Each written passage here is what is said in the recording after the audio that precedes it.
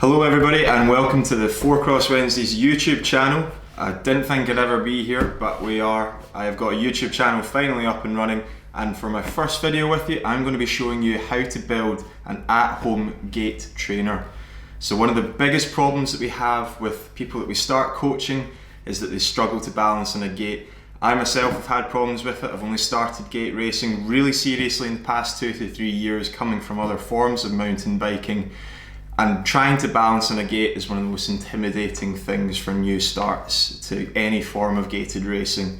Whether it be 4Cross, BMX, dual slalom, it's handy to have something to get you going. My simple solution to this, I'm going to try and show you a really cheap and effective way of having a gait trainer at home so that you can get the key training in before you show up to a proper mechanised gait. So this is going to be a bit of a journey of discovery for both of us as I try and figure out this design as we go. However, hopefully it will give you the tools to build what you want to do at home, working on your balance and getting you ready for when you go racing and when you go along to BMX practice. So to get you going, you're going to need some large pieces of sturdy timber from your local DIY shop, a power drill, a jigsaw cutter, some large gate hinges, a spirit level, some smaller hinges, some grip tape, some various different screw sizes, and one responsible adult. Okay, let's get started. First thing that we're going to do is make the base of our home gate. So this is going to be made from a large piece of timber. It's got to be strong enough to hold your weight and your bike, and it's going to have to be wide enough that you're confident to balance your bike on it, but also long enough to give you enough room to position yourself onto it. The best way to do this is to take your bike, this is my race bike, this is my transition throttle, and you're going to be measuring the distance of your wheelbase and then adding the size of one of your wheels onto it. You're going to lose a little bit of space when we come to press the bike against the gate that we're going to make, and also you need a little bit of wiggle room at the back just to make sure you're comfortable.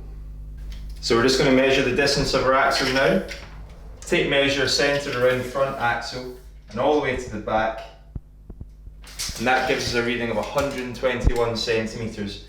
It's best to check this with your manufacturer's details as well, but it will vary depending on which fork you've fitted to your bike. We add this to the total diameter of one of our wheels. I've already done this, so we have to add 121 and 69, which for my bike gives us 190 centimeters. So that is the minimum size that my base plate needs to be. So the standard BMX start gate angle is 15 degrees. This is most common for most gates you'll encounter. Whilst the start gate after that point in some hills gets a bit steeper, most of the time you will be in a start gate mounted at 15 degrees. What is very handy is if you cut a length to 190, most timber is sold in 2400 millimeters size. So that leaves you 50 centimeters of offcut, and that becomes a perfect last part of your triangle to make a 15 degree angle. If you need to adjust this, the easiest thing to do is just use an online triangle calculator in case you weren't that great with trigonometry at school, and that will sort out the problem for you. I'm going to go ahead and make my first cut.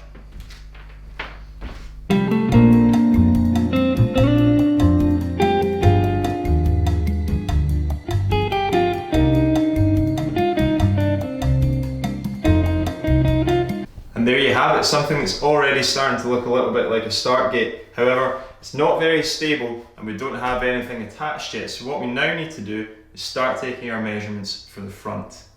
So when you're measuring your front wheel up, make sure you measure right from the ground based upon the tyre size you're running, right to the centre of your front axle, and leave a little bit extra room at the top.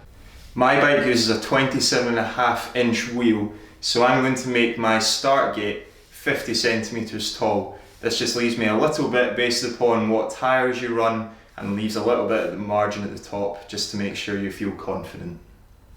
Once you've decided on the size of gate that you want to use, measure it up and cut it along on your spare piece of timber. So that's that piece cut and sanded, and that's basically the makings of our gate. You have a place to rest your wheel on and an angled slope that you're going to sit your bike on. But what we're going to do now is make sure that it's not going to take up too much space. Nobody wants this thing sitting in their house, taking up the entire of the living room, so we're going to make it foldable. Make sure that when you're measuring your folding gate at the front, the piece of timber completely overlies your base plate. This will make sure it's nice and strong. Mark your 3 holes per hinge and drill them out, just as a little guide, especially if you're using stronger timber. Once you've got them all lined up, screw the centre ones in place and then line up the rest of the hinge.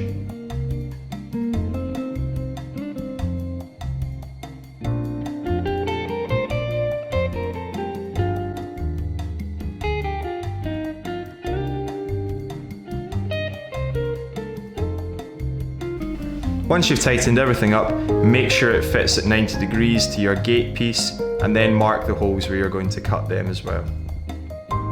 Once you're happy, drill the centre screws of the hinge in place and check that it actually closes. As soon as you're happy, drill everything else in place, and that's it all set.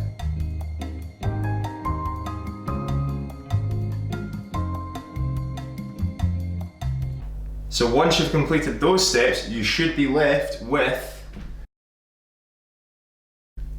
a gate. It's very unstable at this point though. If you try and put your bike in the gate alone, never mind you and your body weight, you are going to have a bad time because it is going to fall over from underneath you. That is why we need to put 2 stabilising arms onto it. Your stabilising arms should be roughly as long as the piece you cut at the back, in my case 50 centimetres. These get installed with 2 remaining hinges.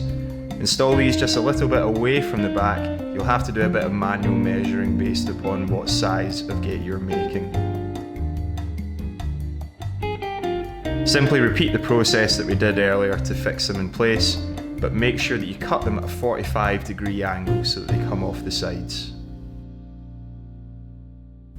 And there you have it. Hopefully by the end of those steps you have a gate that looks something a little like this. Our side legs are on and we have a nice stable gate. We only have one last step to go through just to make sure our front is nice and reinforced for when you put your weight on it. The long gate hinges act as a little insurance policy and also prevent the gate from flexing a little bit too much.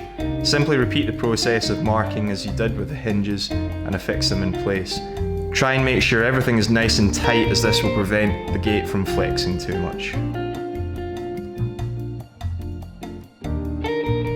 To finish things off, just apply a couple of strips of grip tape along the centre to keep you nice and stable.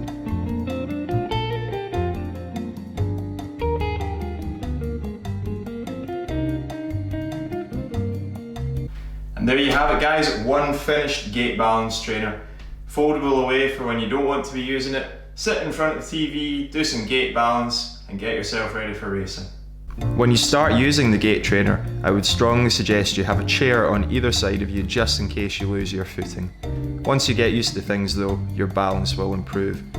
You can use it to run lots of drills going from sitting to standing, preparing for if the gate isn't going to drop if there's been a stop on the track, and doing other things like working on your balance by taking one hand off or maybe a foot. Be creative, it's completely up to you. And there we go, that's how to build your very own gate balance trainer at home. Give me any feedback you guys have on the design, any great ideas you've had that you think can improve it, any sit customization you've done of it, and any other ideas that you might have for how you can get your training at home. If you enjoyed this video, please give us a like, hit subscribe, make sure you've got the bell on, and check the link in our description below for how you can get your own 4Cross Wednesdays merchandise, of which 100% goes to helping our charity projects. I'll see you guys next time.